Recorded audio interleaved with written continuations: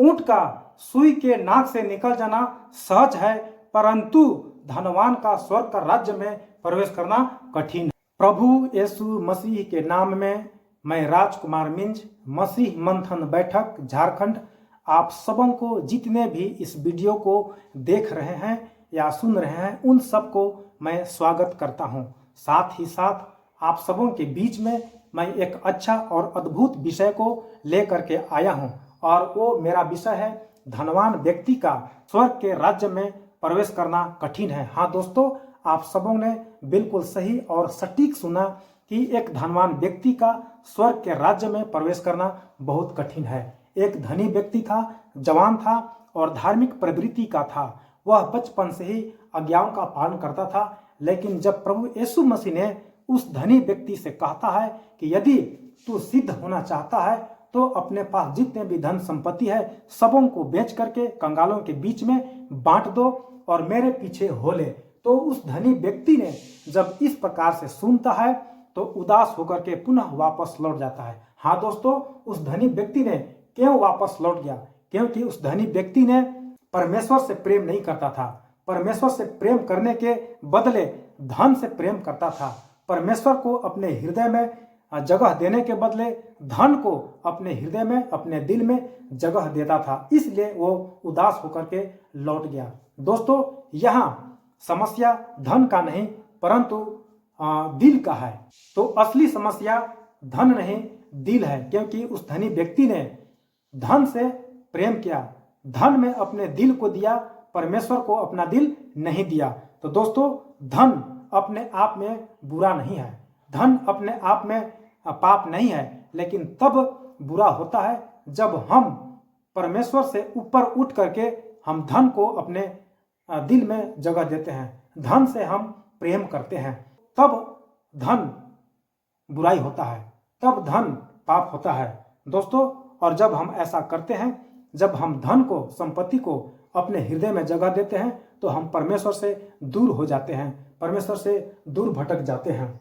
इसलिए पौलुस पहला तीमुथियुस 6:9 में लिखता है कि जो धनी व्यक्ति होना चाहता है वो नाना प्रकार के फंदे में, नाना प्रकार के परीक्षाओं में और हानिकारक लालसाओं में फंस जाते हैं और अपने आप को विनाश के समुद्र में डुबा देते हैं। हाँ दोस्तों, आज जब हम देखते हैं बहुत से प्रचारक लोग, बहुत से पास्टर्स लोग आज सुख समृद्धि का बातों को कह करके विश्वासियों को भटका देते हैं और क्या कहते हैं कि मुझ पर विश्वास करो और तुम अमीर बन जाओगे, मुझ पर विश्वास करोगे तो तुम्हारा कर्ज माफ हो जाएगा, मुझ पर विश्वास करोगे तो तुमको किसी प्रकार का घटी कमी नहीं होगा। आज आशीष को पैसों से जोड़ करके आज चर्चों में, कलीसियाओं में इस बात को कहते हैं, और जिसके चलते विश्वासी लोग भी आज इस प्रभु यीशु मसीह पर विश्वास करने के बजाय पास्टरों पर, प्रचारकों पर विश्वास करते हैं और अपने आप को धनी होने के लिए हर प्रकार के परीक्षाओं में, हर प्रकार के फंदे में और हानिकारक लालसाओं में फंस करके अपने आप को विनाश के समुद्र में डुबा देते हैं। तो दोस्तों, पौलुस ने और आगे क्या लिखा है? पहला तीमुथियुस 6:10 में लिखा है कि धन का लोभ सब प्रकार की बुराइयों का जड़ है। तो दोस्तों, आज धन बुराई का जड़ नहीं है, धन कमाना पाप नहीं है, क्योंकि आपको और हमको भौतिक आवश्यकताओं को पूरा करने के लिए आज रुपये की आवश्यकता है, धन की आवश्यकता है, लेकिन तब जब हम परमेश्वर को अपने हृदय में जगह देते हैं। लेकिन अगर हम परमेश्वर को अपने हृदय में, अपने दिल में प्रथम स्थान जगह के बदले अगर हम धन संपत्ति को प्रथम स्थान देते हैं तो हम नाना प्रकार के फंदों में फंस जाते हैं, और जब हम धनी होने के लोभ करते हैं तो हम नाना प्रकार के बुराइयों में फंस जाते हैं। इसीलिए पौलुस ने लिखा है कि धन का लोभ सब प्रकार की बुराइयों का जड़ है। पौलुस यहाँ नहीं लिखता है कि धन सब प्रकार के बुराइयों का जड़ है, लेकिन पौलुस लिखता है कि धन का लोभ करना सब प्रकार की बुराइयों की जड़ है। इसलिए एक विश्वासी को आज परमेश्वर पर विश्वास, भरोसा करना चाहिए, परमेश्वर से प्रेम करना चाहिए। जब हम परमेश्वर से प्रेम करते हैं, जब हम धन से ऊपर उठ करके परमेश्वर को अपना जगह दिल में देते हैं, तो अपने आप हमारे जीवन में हर प्रकार की भौतिक आवश्यकताएं पूरी होती जाती हैं। इसलिए प्रभु यीशु मसीह मत्ती 6:24 में कहता है, एक विश्वासी दो मालिकों की सेवा नहीं कर सकता है। यदि आप परमेश्वर से प्रेम करते हैं तो आपको धन से माया मोह हटाना पड़ेगा। यदि आप धन से प्रेम करते हैं तो परमेश्वर से आपको दूर होना होगा। यदि अगर एक उदाहरण मैं देता हूं, अगर एक नाविक समुद्र में सफर कर रहा है, अगर उसका दोनों पैर अगर दो नाव में रखता है तो वो डूबने के अलावा उसके पास और कोई रास्ता नहीं बचता है। ठीक उसी प्रकार से यदि एक विश्वासी अगर परमेश्वर पर भी और धन पर भी अगर विश्वास और भरोसा रखता है तो उस व्यक्ति को, उस विश्वासी को नरक के कुंड में जाने से कोई रोक नहीं सकता। इसलिए प्रभु यीशु मसीह कहता है कि तुम परमेश्वर और धन दोनों की सेवा नहीं कर सकते हो। तो दोस्तों, आज आपको चुनाव करना है। आप धन को चुनते हैं या परमेश्वर को अपने जीवन में चुनते हैं। आपका चुनाव आपके हाथ में मैं छोड़ देता हूं। इसीलिए और आगे प्रभु यीशु मसीह कहते हैं मत्ती 6:21 में कि जहां तेरा धन है वहां तेरा मन भी लगा रहता है। हाँ दोस्तों, आज जब हम देखते हैं तो जहां धन रहता है आज व्यक्ति या विश्वासियों का मन लगा रहता है। तो जहां धन रहता है आज वे लोग सोचते हैं कि कहीं चोरी न हो जाएगा, कहीं डकैती नहीं हो जाएगा, और इसी चिंता में लगे रहते हैं और उसका मन जहां धन रहता है वहीं लगा रहता है। लेकिन हम परमेश्वर को अपने हृदय में जगह देते हैं तो परमेश्वर पर मन लगा रहता है और किसी प्रकार का डर और भय नहीं रहता है। तो दोस्तों, आज धन मन को सबसे बड़ा धोखा देता है, हृदय को सबसे बड़ा धोखा देता है। इसलिए धन हमें झूठा भरोसा देता है। धन से हम बहुतायत का जीवन नहीं पा सकते हैं और धन से हमारी सुरक्षा नहीं होती है। लेकिन जब हम परमेश्वर पर विश्वास और भरोसा करते हैं और मानते हैं तो हमें धन धोखा नहीं दे सकता है और हमें परमेश्वर सुरक्षित भी रखता है, भला चंगा और स्वस्थ भी रखता है। लूका 12:15 में प्रभु यीशु मसीह कहते हैं कि जीवन संपत्ति की बहुतायत से नहीं देता है। दोस्तों, अगर हम परमेश्वर पर भरोसा रखने के बजाय धन पर हम विश्वास करते हैं, धन को हम अहमियत अपने जीवन में देते हैं, तो वो धन हमारे जीवन को बहुतायत का जीवन नहीं दे सकता है दोस्तों। और जब बहुतायत का जीवन सिर्फ और सिर्फ परमेश्वर ही दे सकता है, उसके अलावा और कोई नहीं दे सकता। इसलिए प्रभु यीशु मसीह कहते हैं कि जीवन संपत्ति की बहुतायत से नहीं दे सकता है, बल्कि परमेश्वर ही बहुतायत का जीवन दे सकता है। और नीति वचन 11:28 में लिखा हुआ है कि जो अपने धन पर भरोसा रखता है वह गिर जाता है।